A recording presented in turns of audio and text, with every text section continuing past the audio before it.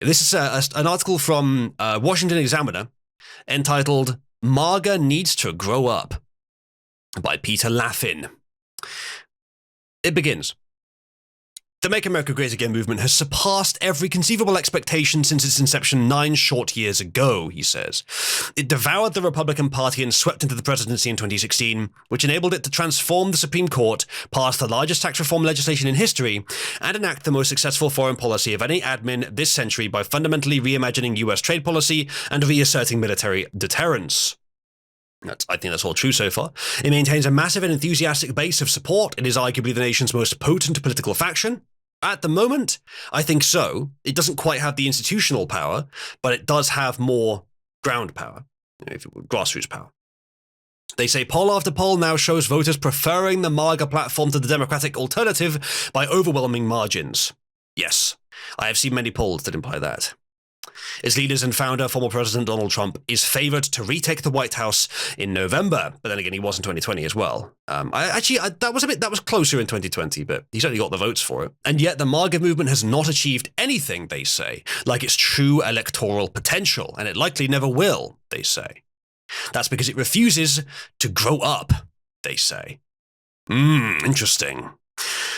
They say the movement, like its woke counterpart, is animated primarily by its addiction to grievance and attention-seeking behavior, not by an authentic desire to implement its political vision. Really? I'm going to read out this paragraph, but I strongly disagree so far. They say MAGA isn't concerned with winning elections despite the surprising popularity of its policies. It hasn't notched a signature electoral victory since 2016, and even less with forging the coalitions necessary to govern. Instead, the movement seems content to simmer in paranoia and resentment. Well, that's a bit unkind. Shall I respond first by saying no? No. The reason that MAGA has not achieved a great signature electoral victory, as you put it, since 2016 is because of election rigging. Are you willing to concede that has happened? Washington? Resentment and paranoia. No, but there's plenty of evidence for it, and it's not resentment. It's an awareness of a serious problem. You can't just call it resentment because we're criticizing something. But besides that, the criticism has been made in the past that what we do here in the culture war should not be based on negatives. It shouldn't be based on how bad the enemy is. And I can hear you saying right now, but that's what all MAGA is. No, it's not. The things you described in paragraph 1 are positives, and there's many more besides those as well, which MAGA is about. That makes the movement a lot more resilient, I think, to changes of environment.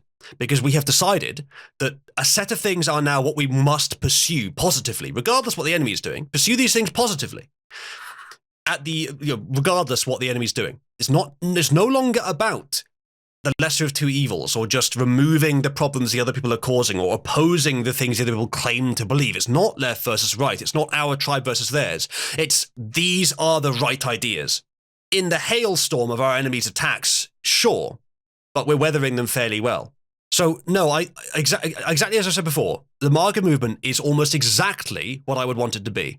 It is very principled, truth-focused, and unwilling to bend to corruption or expedience, as this guy's about to recommend that we do. And it's actually working. It's achieving a lot in so doing.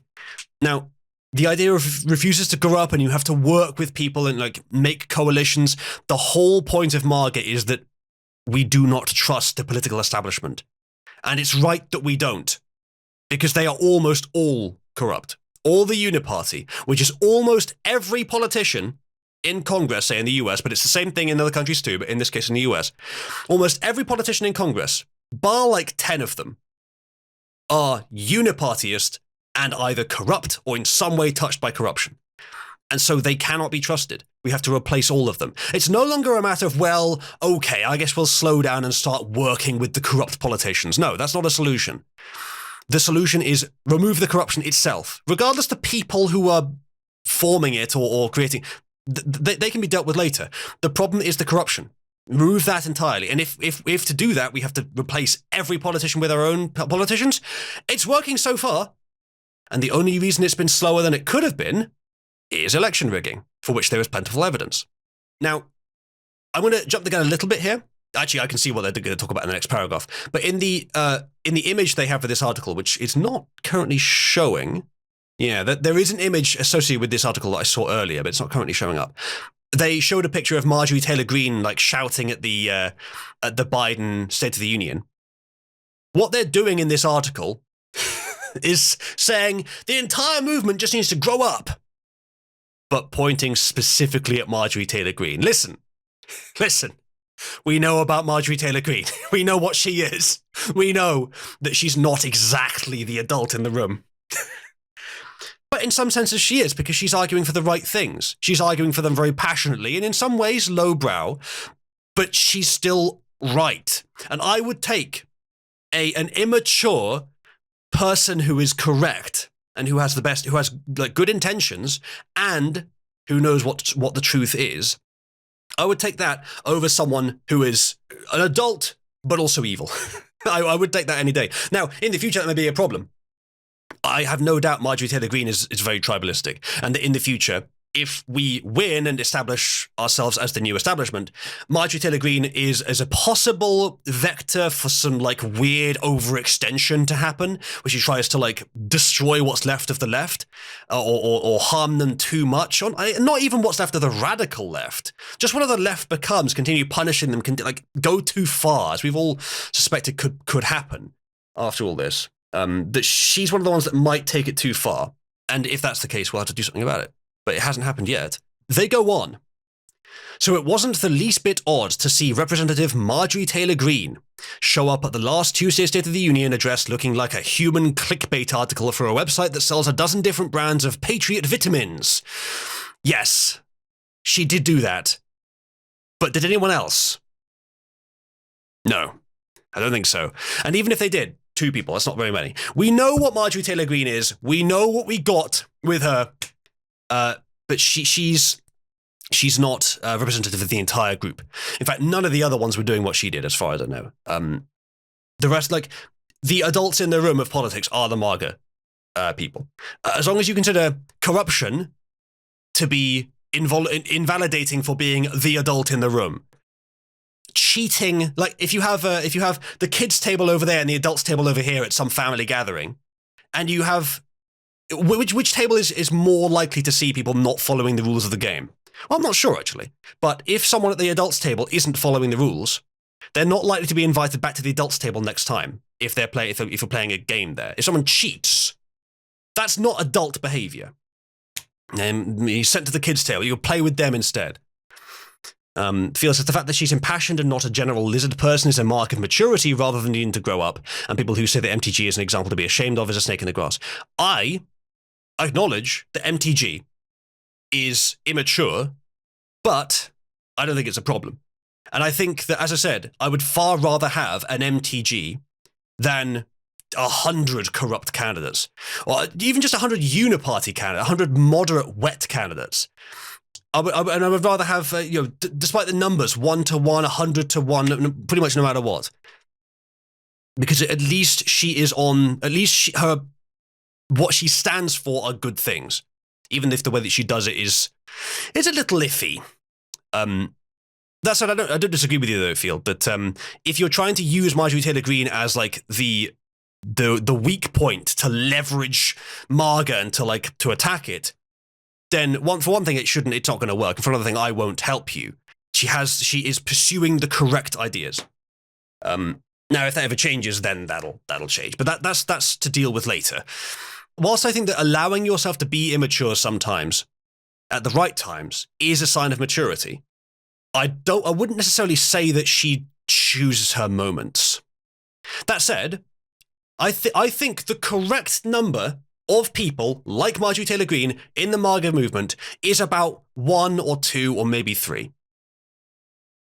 So I'm okay with it. I think it's better to have 1 than 0. A little bit of variation, give the opponent something unexpected every now and again. They go on. Her outfit, as it were, seemed especially designed to repel non-MAGA voters from joining the cause. From her cheap red MAGA baseball cap, and no, it isn't elitist to pine for the days when elected leaders dress like adults inside the Capitol, he says. There were people I saw there in like traditional African garb. Now, albeit they were black. But what does that have to do with it? They were wearing clothes that are their choice, that are not the standard choice of clothes in that, it doesn't matter that they're black, it doesn't matter that they're African, it doesn't matter it's their culture, because the MAGA hat is Marjorie Taylor Greene's culture now. But you're not criticizing them, though. That's interesting, isn't it? Let's keep going. They say to her, many loud buttons to her t-shirt adorned with a slogan plucked directly from wokedom circa 2020. Say her name. That's maybe a fair criticism. Like, they went really hard on the Lake and Riley thing because it is a way to wedge. It's a weak point, but it's a pretty valid weak point because she was killed by an illegal immigrant who wouldn't have been there if not for Biden's policies. In reference to Lake and Riley, Green put on a clinic of unsightliness, they say. Her on-camera manner, which can be described as ballistic, veiny, and vaguely clammy, put an exclamation on her efforts to drive every last independent voter into President Joe Biden's rapidly withering arms. If people are put off from MAGA by Marjorie Taylor Greene, then, I mean, I maybe a few are, and maybe he's even talked to people that are. But again, she's not their representative unless they're from Georgia. So I don't know, maybe people are put off by her. But if they are, that's a bit fickle because the issues matter, and she's supporting these set of issues which I think are correct and obvious. And if they're put off just by what she wears, I mean, especially since it's not like the whole movement is like her. She's a bit of an outlier. I'm not saying he's wrong that some people might be put off by that, but at the same time, I think she still outweighs the downsides. Well, you say that, Ginger, but you should still want anyone that you can get on your side. So it's about strategy, and if the strategy is no one who's acting like a child in this political movement, if that's the best strategy and that's what the argument they're making is, then we can still respond to whether that's a good strategy or not. In this case, I think she does. I think her usefulness, her benefit is greater than her drawbacks, but she may have more drawbacks by looking kind of cheap and looking kind of immature like this. Still, I think just the variation, the fact that she's passionate about it is enough, and the fact that she has, the right ideas is enough to outdo it, especially in the sight of the alternatives. Tell you, I think you may be getting the wrong idea. Like, I disagree with this guy about what he's saying, and I think there might be an ulterior motive here, but I wouldn't call it tone policing, and I wouldn't call it anything sort of like personal attack. Maybe it's motivated by that, but what he's saying is like strategic advice. Now, I don't think it's necessarily good advice, but that's what you respond to. He says, and she's not some MAGA maverick gone rogue. No, she's well accepted by the group. Instead, MTG, as she calls herself, in a lame attempt to mimic her woke congressional counterpart, what you mean like AOC does, or like JFK did, or like FDR, or a bunch of other Americans in the past. The three-letter acronym, maybe some politicians do it to mimic JFK to get that, clout. But at the same time, she is MTG, though those are her initials. MTG might just be a convenience. She might not even have planned to call herself that. It may have been something that other people started calling her and then she just used it. Yeah, that's a good point, Matthias. The Democrats do it to mimic FDR, not JFK. Probably. Not sure about that. JRM, yeah, it's a good point. So that the three-letter acronym thing isn't used as much in the UK, but it was used a bit for JRM. Jacob Rees-Mogg, by the way. It's just more convenient to say it in three letters. Like, AOC may have been cynically trying to use her names to mimic FDR or JFK or someone. Maybe. And maybe MTG was as well. Maybe she was advised to do that. But it's just as likely in either case that people just called them that because it was more convenient. It's their good fortune for having a double-barreled first or second name, I guess. Or perhaps their bad fortune for therefore people having to use an acronym to remember who they are. Not sure. But I don't think it's not necessarily cynical. Writer from the Washington Examiner. They say, at a rally last week, for instance, Trump called the press in attendance criminals to the delight of his clapping seals. I'm not sure this guy actually supports MAGA, to be honest. Of course, corrupt hacks would have done the job just fine, but no, that wouldn't have been dark and weird enough, he says. The press, I'm not sure criminals is the right word for them, but this seems like a strange choice to criticize, a strange choice of thing to criticize Trump on, when he says loads of things which are kind of off the wall, improvisational, and meant to be taken seriously, not literally. And perhaps I'd rather he didn't do that. Perhaps I'd rather that if you took him literally, it would still make sense. But there are some people that doesn't work with, and strategically I could see an argument against that, but that's how Trump is. And Trump has proven himself to be so effective that, yes, I think people are fine with him as leader of the movement. So this is a weird one to pick up on, because there's loads of examples of this happening. They may be criminals. What they did to Catherine Herridge might have been criminal. A lot of the things that they've done, which are clearly slanderous or libelous, are not criminal in the sense of a federal or state crime, but are a civil tort, whatever the word would be, similar to a crime, though. So if that's the case, they've done it millions of times. So you could maybe call them criminals on that basis, that the quantity adds up to a criminal thing, even though it is originally civil. So I don't know. He might have had a greater basis for saying that. Have they ever taken money to run a story or not to run a story? Now, I don't know what would that count as. But if they were politicians doing it, that would be criminal. And does it count with the press? I'm not sure. Probably it doesn't. Maybe he thinks morally it does. And again, he could be saying criminals in the moral sense. Again, I don't necessarily prefer it, but if you take Trump literally, you are going to get the wrong impression sometimes. If you take him seriously, if you're slightly generous with your interpretation, like you are with people that you know in real life all the time, then it does make a lot of sense. They say, for the MAGA mob, the whiff of violence is the spice of life, he says. It's a wonder that one of the cracked-out Uber patriots in attendance didn't attempt to apprehend a cameraman. Ask yourself why that hasn't happened. And then re-examine your premise. Why are you implying that MAGA likes violence, when there's basically zero examples of MAGA doing violence? Oh, yes, I know, January the 6th. Maybe you should look into it further. There's basically zero examples of MAGA doing violence. So why are you implying, well, they almost killed people or something. They almost arrested these people. No, they didn't, and it's never happened. If it was almost, why wouldn't it have happened at some point? They're remarkably principled, remarkably peaceful, much more than I would have expected for any movement resurging against the establishment right now.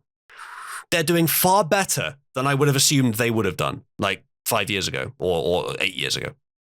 So I think you can lay off at this point, especially in the context of how violent the left is all the time. He goes on, comedian Bill Maher has wisely counseled Democrats to eschew the Fox News fallacy, which states that anything said on the conservative news channel is automatically wrong.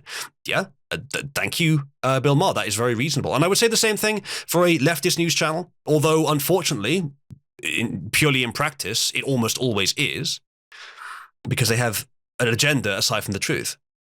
But let's continue. He says, in this vein, I'd encourage the GOP to avoid the Joe Scarborough fallacy. Even that pompous establishment twit has a point now and then, he says. I don't know if he does. If this is one of his points, then no, he doesn't. Not this time. I'm not seeing a good argument here. Like, the general point that MAGA needs to be a mature, real and serious movement, sure, but they are. But Marjorie Taylor Greene, yet she's one person. And it's good to have a bit of variation, and I think she's a great addition to the movement. But Trump saying criminals, again, you're taking him too literally. And he said loads of things like that. That's normal. And no one did anything violent. But January 6th, we'll look into it. Again, like, I'm not saying an argument here. Like, I'm not saying that this is a criticism. I'm saying that it's good advice, but we're already following it. And it almost seems like you're trying to, what would be the right word? Corporatize the movement. Like, you want to remove its rough edges. You want to tame it. It shouldn't be tame. It should be unpredictable. It should be varied and volatile, but at the same time, peaceful and principled. And as I said, it's amazing to me how well it has met that requirement. Far beyond my expectations. Earlier in the rally, he says there was a bizarre recitation of the Pledge of Allegiance in honor of the Jan 6th hostages. and I think it's fair to call them hostages, the way they've been treated, not just the way they've been physically treated, borderline torture, but the way that they have been legally treated. The fact that there's no justification for keeping them that long in many cases, but people just aren't doing anything about it because it's in the Washington D.C. gulag. Now you can call them prisoners, but you have to also say political, because it is political. They wouldn't be there if not for this being political. Calling them hostages is sort of just an alternative to political prisoners, but it is almost like they're hostages. I think political prisoners is more accurate. But hostages, again, is not far off. He goes on, is it indeed true that many of the rioters who smashed windows and climbed the walls of the Capitol, convinced that they were B-movie action stars? Okay, you don't know what actually happened at Jan 6th, do you, author? He says, have been punished more harshly than if they were Democratic-friendly rioters, but hostages, such hyperbole begs for violence. Those in prison for the Jan 6th riot aren't hostages, they're fools, he says. Why do I have to explain this again? The Jan 6th event was initially a peaceful protest, and genuinely it was initially, like a lot of the BLM protests were peaceful, just not all of them. Many of them were violent with no justification. In this case, they started off peaceful, and then the police at the Capitol started attacking the protesters. Now, I don't know if they were technically trespassing, but like on the outskirts, on the outside of the building. But if they were, it's such a minor case that attacking them was a bad idea. And it's called the People's House, and they were outside it at that point. So it's not a good idea. But what the police there were doing looked like it was a callous. It wasn't professional. They weren't trying to clear them out. They were just shooting at them, not with guns, you understand, but with like smoke bombs, and they were in many cases hitting them. The Capitol Police initiated violence on the at that time peaceful protesters, and then some of the protesters responded. However, there is significant indication that almost all of the violence done by the protesters was initiated or helped along by infiltrators, and there's plenty of evidence for that. The riot that broke out there was in direct response to the police being too violent, and it's likely that the response was initiated by infiltrators. That continued, and there's plenty of footage of, even once that had started, people who were there but not fighting being violently attacked by the police. So horrible situation. Beyond that, they were let into the building. Now that you should know. They were let into the building, and there's plenty of footage proving that. The window smashing, again, any amount of the worst violence could easily have been by the infiltrators, or at least egged on by the infiltrators. Once they got in, there was very little life-threatening violence, almost none, and mostly it was just a march through the building. The only person who died as a result of the riot was a protester who was shot in a case that did not look justified. There was one person that died later, but that was not caused by any of the protesters. I think he had an underlying medical condition, which was exacerbated by something that happened because the violence had started because of the Capitol Police's actions. And again, Pelosi, who was responsible for the Capitol Police enforcement, did not do her job and did not make sure that it would not happen. In fact, it looked like this was all part of the plan. It looked like everything that happened on that day was exactly what she wanted and what they wanted. And then, of course, the way they used it in the press afterwards, it's very clear, and it should be clear to anyone observing, especially a journalist like this guy, that the whole plan there was an attempt to delete Trump on the basis that that was an insurrection, or that he was evil and he was involved, and that it was this entire movement is evil because they rigged the election. And then they use the anger from that to funnel it into an attack that they can then declare them all as terrorists for, or something like that. Unfortunately for them, the MAGA people were just not violent enough to really justify that. But they tried. They've been trying for ages, and Trump wasn't involved enough to justify that. But they tried, and they've been trying since then, but it hasn't worked because there wasn't enough basis there. And the more they've been trying to force that upon us, the more it's been keeping in the news, the more people have been looking into it. And so you had footage from the beginning showing that there was clearly something more going on there. And then Tucker Carlson revealed even more footage later on showing there was clearly something more going on there. And then you look into it more and you find evidence of infiltrators. You find Ray Epps, who initially I thought maybe wasn't a Fed. Turns out he's got a very, very light sentence. It's like, oh, okay, well, maybe he is then. So yeah, January 6th is not what you think it is. It was a setup. and not a successful one, but they were hoping to use it to delete Trump. It does not indicate that MAGA is violent.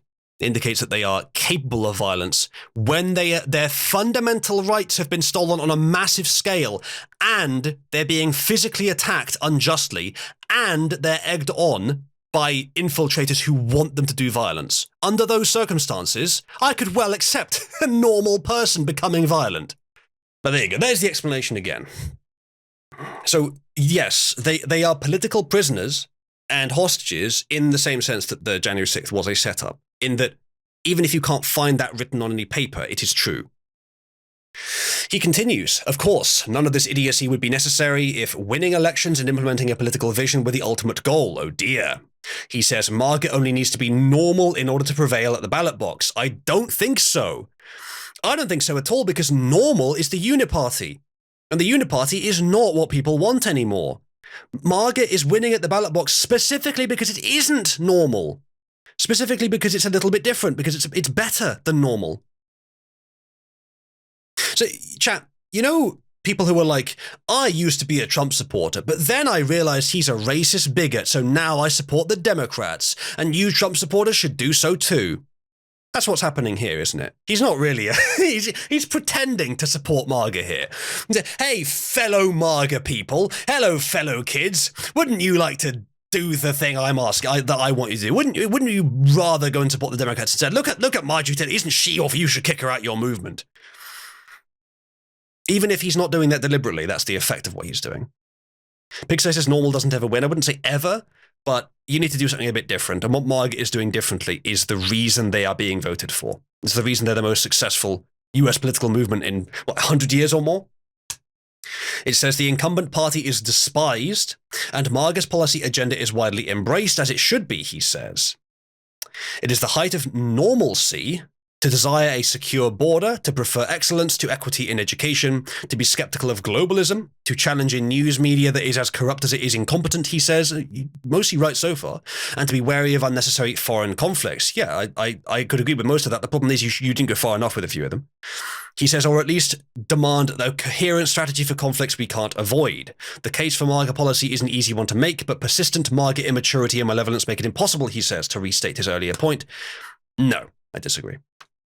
He says, I, for one, wouldn't trust the MAGA mob to run a gas station, let alone a government, because they appear so bent on lighting matches, and I won't until they show some signs of growing up. You need to grow up, my dude. Not because you use funny words or wear funny clothes. Marjorie Taylor Greene is a child on the outside, and maybe on the inside, but the MAGA movement isn't. The MAGA movement is an adult on the inside, whatever it may be on the outside. You are determined to make yourself look as much like an adult on the outside as you possibly can because you never grew up inside. You have a vision of what a politician should be, and it's based on decades of corrupt politicians. Drop it. And despite that, the MAGA politicians are similar to that model. They're just not corrupt. And to have one or two of them who are a bit breaking the mold, a bit volatile, a bit, not extravagant, the other one, exuberant, that's fine by me. That's well worth the solution they're bringing. So no, I rebuke your position. But thank you for the support of MAGA that you did show. And if you think that it should change, then I recommend you make the change yourself. Phil says most of MAGA run small businesses. I'm not sure if most do, but I'm sure a lot of them do, yeah. Pixar says victory is exceptional. Yeah, I can see that. Yeah, exactly. If normal is insane, I would sooner have something not normal. So yeah, I don't know why he wanted to write this. It's a very silly article. Yeah, Grim Reaper in chat was mentioning Ray Epps. Exactly. Again, I was skeptical that Ray Epps was anything more than a distraction, anything more than a weird little coincidence until his prison sentence, which was a slap on the wrist, especially given that he was directly and filmed advocating violence on the day. One of the only people there advocating violence, and he got a slap on the wrist. While people who were not even in attendance got like 20 years. No, I think Ray Epps is a Fed. I think he was an infiltrator. I think others were as well. Plenty of others. Yeah. So I think, chat, if you had the choice between either all the rhino candidates in the Congress stay, or they're all replaced with pretty immature and volatile people like Marjorie Taylor Greene, but who support MAGA. Would you take Lindsey Graham or Marjorie Taylor Greene, chat? One or two, rhinos or immature MAGA members? Which will it be? Yeah. And hey, if the choice is between rhinos, immature MAGA candidates, or standard MAGA candidates, which is almost the entire wing of MAGA, who are mature enough, perfectly mature enough, but also charismatic and like honest and care about what their constituents want, despite all, they agree with Marjorie Taylor Greene, but don't use all the same strategies and outward appearance stuff, and they're not quite as volatile emotionally. That's the actual answer. So even those people pressing 2, I have good news for you. What you're going to get is better than that. You're going to get option 3, which is the majority of the MAGA candidates. The actual adults in the room. The people who are not cheating at cards at the adults' table. The only people that aren't cheating.